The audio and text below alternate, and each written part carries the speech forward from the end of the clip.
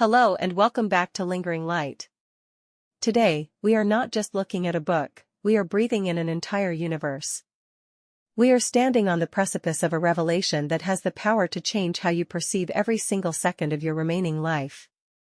Have you ever paused to realize that you are a miracle in motion, or do you feel like a machine that is slowly running out of parts? Tonight, we are diving into a world where a single blade of grass is as significant as the stars, and where your age is not a countdown to the end, but a countdown to your most electrifying beginning. Imagine for a moment that you are spending your final years feeling like a discarded ledger, dusty and out of date, simply because you believed the best chapters of your life were already filed away in a drawer. If I had never discovered the electric perspective of leaves of grass, I might still be viewing aging as a slow, painful defeat.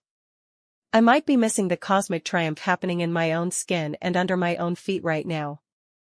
Think about the massive opportunity cost of spending your days in a gray fog of regret when there is a golden light waiting to be claimed. If you do not change your lens today, you might miss the most beautiful sunrise of your existence. The truth is that many of us face a quiet, suffocating crisis as the years go by. We begin to see our bodies as broken machines and our lives as shrinking territories. We feel the heavy pressure to be consistent and dignified, hiding our quirks and secret passions behind a mask of propriety until we become complete strangers to our own souls. We feel like a book with only one chapter left, and we are terrified to turn the page. This is a problem that haunts the quiet hours of the night. It is the feeling that you are no longer the protagonist of your own story, but merely a background character in someone else's world. I know exactly how heavy that gray fog can feel. I understand the ache of feeling disconnected from a world that seems to move too fast, filled with technology and slang that feels alien to everything you once knew. It is hard, and it is exhausting to feel like you are disappearing. But I am telling you right now that this video contains the secret to turning that fading spark into a magnificent bonfire. We are in this journey together, and I want us to rediscover our wonder. I am here as your friend and your guide because I have felt that same dust on my shoulders. Do not let yourself be pushed into the shadows. This story of an 81-year-old man finding his electric time is the answer you have been looking for. Please stay with me until the very end because you cannot afford to lose another moment to the myth that you are finished. Let us keep this light lingering by connecting as a community of souls who refuse to go quietly into the night. To understand where we are going, we must first meet the man who started it all. Walt Whitman was born in 1819 on Long Island, New York. He spent much of his life in the vibrant, bustling streets of Brooklyn and the quiet, rolling landscapes of New Jersey. He was truly a man of the people. He was a printer, a journalist, and a volunteer nurse during the Civil War who held the hands of dying soldiers and saw the divine in every face. He saw the miraculous in every common sidewalk. In his lifelong masterpiece, Leaves of Grass, first published in 1855 and edited until his final days, Whitman invites us to see that we are not separate from nature or each other, but part of a magnificent, unfolding song. He teaches us that a single blade of grass is no less than the journey work of the stars, and that your life, at every age, is a triumph of cosmic proportions. Tonight, we follow the story of Samuel the gardener. Samuel is 81 years old. He is a man who spent 40 long years in a windowless office working as an accountant. For 4 decades, he lived by the ticking clock, the rigid ledger, and the strict, suffocating rules of propriety. He was a man of beige ties and predictable schedules. Now, in his quiet retirement in Camden, he finds himself standing in his small backyard, staring at the weeds.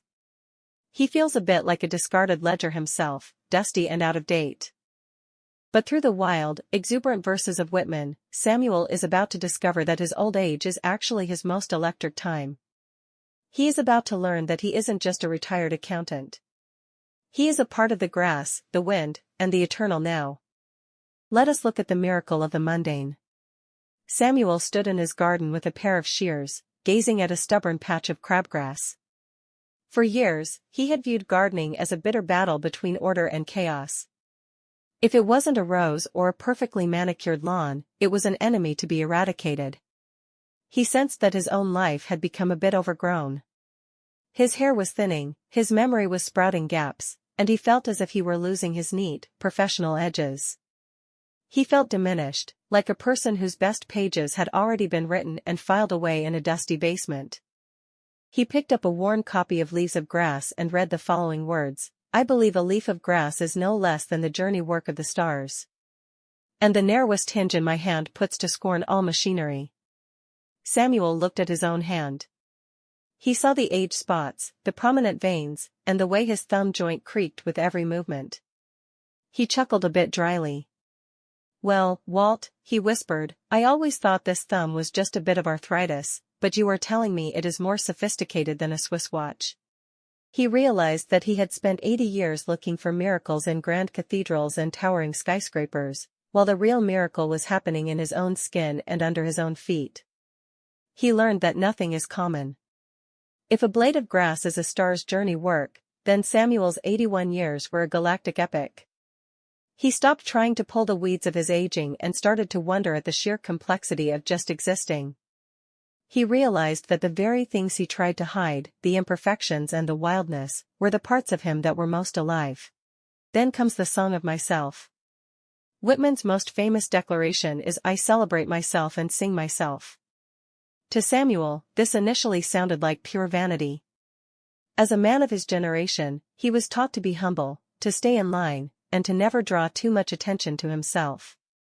He had spent his entire life being Samuel the accountant, or Samuel the father, or Samuel the taxpayer.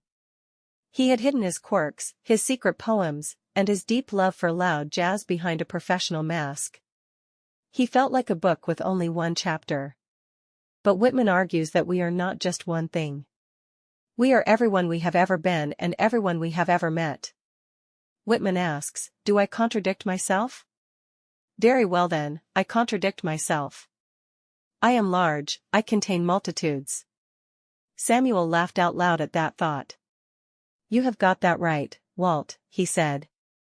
One minute I am a wise grandfather, and the next I am a grumpy old man who cannot find his glasses. I am a lover of Bach and a man who secretly enjoys cheap television. I am a saint and a bit of a rascal. He felt a sudden, delicious freedom in admitting his contradictions. He did not have to be a consistent senior citizen. He did not have to be a stereotype. He was a vast, sprawling map of experiences. He realized that the accountant was just one tiny seed in a forest of identities. He began to celebrate the multitudes inside him. He was the boy who climbed trees, the man who fell in love, and the elder who now watched the stars. He was not getting smaller as he aged, he was expanding into the universe. We must also consider the body electric. One of the hardest things for Samuel was the perceived betrayal of his body. He saw his wrinkles as damage and his slower pace as a defeat. He felt as if his soul was a young bird trapped in a rusty, old cage. Whitman, however, refuses to separate the soul from the body. In his poem I Sing the Body Electric, he celebrates every part of the human form. He sees the breath, the blood, and the skin as something holy and divine, regardless of age. I used to look in the mirror and see a fixer-upper, Samuel mused, rubbing his tired knees. But Whitman sees a temple. He realized that his body was not a cage for his soul, it was the expression of his soul. Every wrinkle was a line of poetry etched by 1,000 smiles and just as many sorrows. His slow pace was not a loss of speed, it was a gain in presence. He started to walk through his neighborhood not to get his steps in, but to feel the electricity of the air on his face and the solid earth beneath his shoes. He thought of Whitman's line where he says the scent of these armpits is an aroma finer than prayer. Samuel grinned and thought, well, maybe I won't go that far, Walt, but I get the point. He started to treat his body with a new kind of reverence. He was not aging. He was ripening. He began to see his physical self as a masterpiece that had been 81 years in the making. It was a weathered, beautiful, and deeply sacred instrument. He stopped apologizing for his body and started thanking it for the journey it had carried him through. I am not at a dead end, Samuel realized, sitting on his porch with a glass of iced tea. I am just at a scenic overlook. He felt a surge of adventurous hope. Whitman calls us to take the open road with a light heart, leaving behind our old anxieties and formulaic lives. Samuel whispered to himself, henceforth I ask not good fortune, I myself am good fortune. He decided to take a pottery class, something he had wanted to do since 1965 but had always been too busy for. His daughter laughed and asked, Dad, what are you going to do with a bunch of lopsided bowls? Samuel winked and replied, I am not making bowls, honey. I am exploring a new territory of my soul. I am a pioneer in a cardigan. He realized that being a senior was the ultimate freedom. He no longer had to arrive anywhere, he just had to be on the road. The pressure to succeed was gone, replaced by the joy of becoming. He was a traveler with no luggage and a very wide horizon. As he traveled this road, he began crossing the ferry. One evening, Samuel took a walk down to the local river and watched the young families playing in the park. He felt a sudden, sharp pang of otherness. It was the feeling that he was a relic of a bygone era, disconnected from these young people with their smartphones and their strange slang. But then he remembered Whitman's Crossing Brooklyn Ferry. Whitman wrote to the people who would live hundreds of years after him. He said, I am with you, you men and women of a generation, or ever so many generations hence. Just as you feel when you look on the river and sky, so I felt. Samuel looked at a young father holding his toddler's hand. He realized that the man's fears, his loves, and his awe at the sunset were exactly what Samuel had felt 50 years ago. The bridge between them was not technology. It was humanity. We are all on the same ferry, Samuel thought. We are just crossing at different times. This realization brought a profound sense of solidarity. He did not feel like a senior looking at youth. He felt like a man looking at a man. He struck up a conversation with a teenager on a park bench about the shapes of the clouds. He did not try to teach him or scold him. He just shared the moment. He found that when he dropped the old man mask, the teenager dropped the bored kid mask. They were just two souls on the ferry.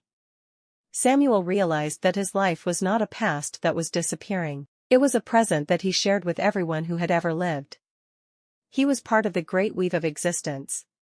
Samuel also had to confront the compost of life. Whitman has a startlingly positive view of decay and death. In his poem This Compost, he marvels at how the earth takes everything that has died and turns it into new, sweet-smelling grass. For Samuel, who was beginning to lose friends and think about his own mortality, this was a radical comfort.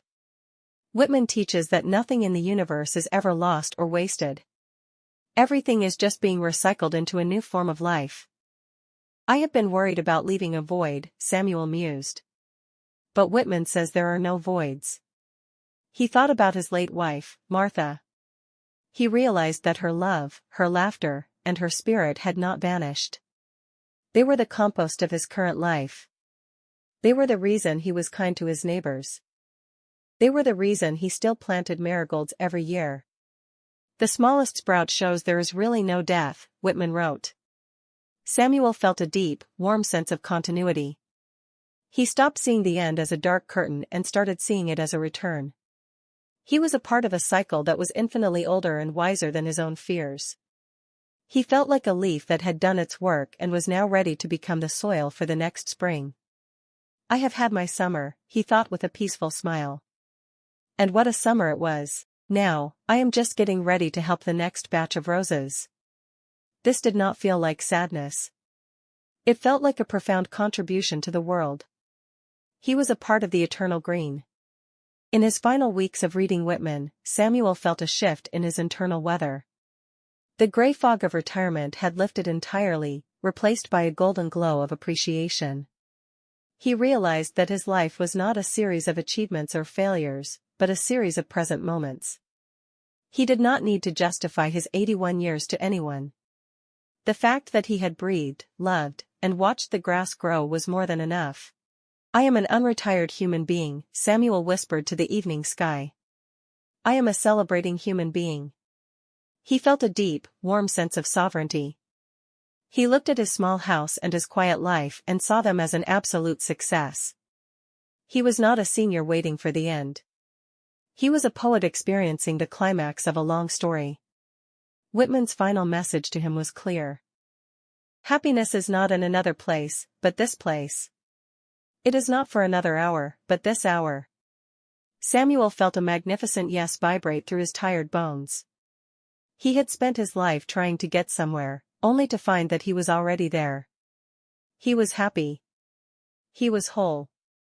And he knew that as long as there was a single blade of grass in the world, his story would never truly end. He was part of the leaves of grass. He was eternal, common, and divinely beautiful. One morning, Samuel saw his 10-year-old neighbor, Leo, sitting on the curb. Leo looked dejected because he had lost his baseball game. In the past, Samuel might have offered a stiff remark or stayed inside his house. But today, Samuel walked out and sat down on the dusty curb, even though his hips protested. He handed Leo a small, green leaf. "Do you know what this is, Leo?" Samuel asked with a witty glint in his eye. Leo looked at it skeptically and said, "It's just a leaf." Samuel shook his head and replied, "Not just a leaf. It is the journey work of the stars. It is a miracle in your hand. And you know what else? That baseball game you lost is just one leaf in a very big forest. You have got a whole meadow ahead of you." Leo looked at the leaf, then at Samuel, and a small smile broke across his face. In that moment, Samuel felt the electric spark of Whitman's soul pass from him to the boy. He was not old Samuel, he was a conduit of wonder. He realized that his legacy was not in a bank account or a building. It was in the way he helped a 10-year-old see the miracle in a weed. He walked back to his porch, his creaky knees feeling a little more like the hinges of the stars, and watched the sun climb higher. He was 81, he was an accountant, and he was an eternal, vibrating part of the universe. He was the lingering light, and his song was just getting started. So I ask you, my dear friends at Lingering Light, will you sing your song? Samuel and Walt Whitman discovered that the leaves of grass are not just under our feet. They are the very fabric of our souls. Walt Whitman's masterpiece is a boisterous, loving shout to all of us. Do not be afraid of your age. Do not be afraid of your body. For you are a miracle in motion, and the universe is incomplete without your song. What is one part of your multitude that you have been hiding from the world? What is one weed in your life that you could choose to see as a star's journey work tomorrow morning? You must start celebrating your electric life this very moment because happiness is not in another place or another hour. It is right here and right now. You are a miracle in motion. I want you to share your grass stories in the comments. Let us celebrate our electric lives together as a community. Tell me about the pottery classes you want to take or the jazz you love to listen to. Tell me about the wrinkles that represent your favorite memories. I look forward to seeing you at our next gathering as we continue to explore the deep and eternally green light of the soul. We have so much more to discuss, and I don't want you to miss a single moment of this journey we are on together. Until our next gathering, celebrate yourself. Sing your song. Look at the grass and see the stars. And most importantly, stay in the light. Stay in the deep, electric, and eternally green light of your own magnificent soul. You are not finished. You are just beginning. Good night, dear friends. I will see you in the next video where we will continue to find the extraordinary in the ordinary. Show some love by hitting like and subscribe. Also, don't forget to drop a comment. Thank you for being here. Thank you for being part of the song.